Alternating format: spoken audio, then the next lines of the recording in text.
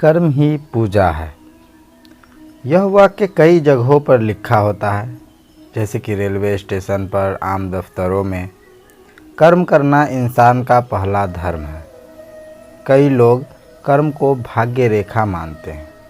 वो कर्म दूसरा है, यह कर्म गीता वाला कर्म है। गीता में लिखा है, कर्म ही श्रेष्ठ है, कर्म कर, फल की इच्छा मत कर।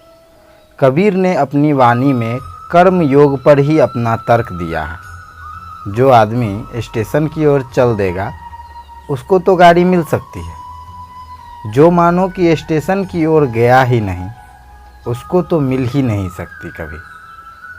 आर्य समाज का भी यही नियम है। कर्म करना इंसान का पहला लक्ष्य होना चाहिए।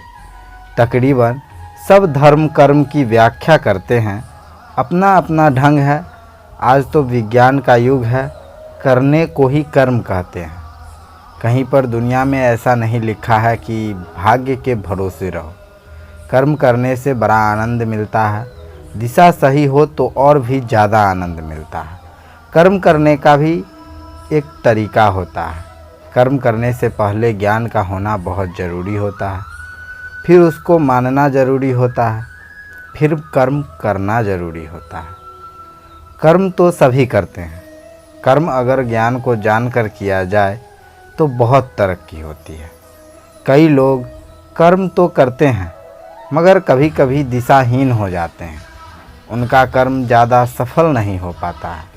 पक्के इरादे से किए कर्म ही ज़्यादा कारगर साबित होते हैं।